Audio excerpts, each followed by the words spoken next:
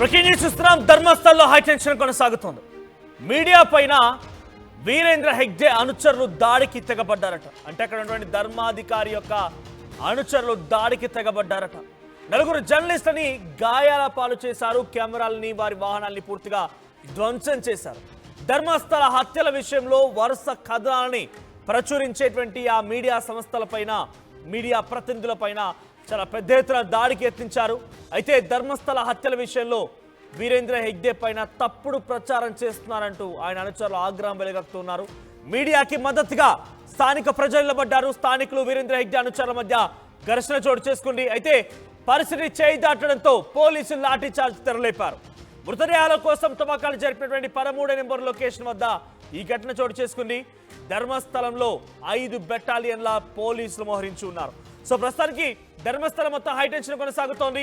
Media పైన దాడి చేయడానికి ఏకంగా ఈరోజు దేశవ్యాప్తంగా అందరూ కూడా మద్దతుగా నిలబడుతున్నారు. మీడియా పైన దాడి చేయడానికి ముమ్మాటికి తప్పుపడుతున్నారు. మీడియాపై దాడిని అక్కడి ధర్మస్థల ఆలయానికి సంబంధించిన అధికారి అనుచరులే ఈ రకంగా దాడికి యత్నించారని చెప్పడంతో వీటన్నిటి వెనక ఆయనే ఉన్నారనేది మరింతగా బలం చేకూరుస్తోంది. అయితే అక్కడ ధర్మస్థలకు సంబంధించిన అంశంలో ఎవరైతే 2013లో మిస్ అయ్యారో ఆ మిస్ అయినటువంటి ఆ కుటుంబీకుల ఇంటికి ఒక సెలబ్రిటీ వెళ్ళాడు. అయితే ఆయన ఇంటర్వ్యూ చేశారు కొంతమంది జర్నలిస్టులు.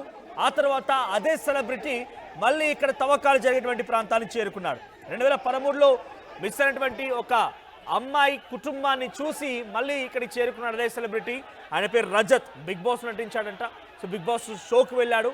సో అక్కడ కన్నడ బిగ్ బాస్లో ఫేమస్ అయినటువంటి రజత్ అనే వ్యక్తి అక్కడ వెళ్ళి పరామర్శించి తిరిగి ఇక్కడికి వచ్చారు.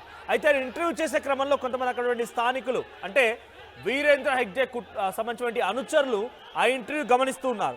నిశ్చితంగా గమనిస్తూ అలా ఉండిపోయారు. కొద్దిసేపు పాటుగా ఇంటర్వ్యూ కొనసాగుతోంది.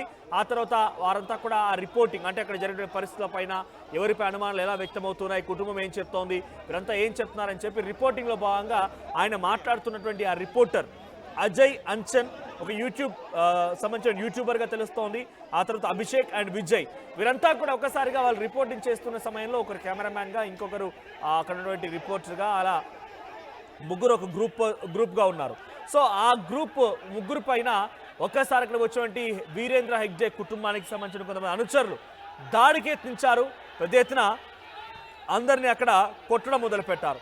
ఈ దాడిలో సుమారుగా ఆ రిపోర్టర్కి సంబంధించిన 2 వాహనాలు, 3 కెమెరాలు, ఆ తర్వాత కొన్ని మైక్స్, ఇతరత్ర సామాగ్రి పూర్తిగా ధ్వంసమయ్యాయి. ఆ తర్వాత కొద్దిసేపటికి అక్కడికి ఆ ఘటన తర్వాత వారందరినీ కూడా ఆసుపత్రికి తీసుకెళ్లారు.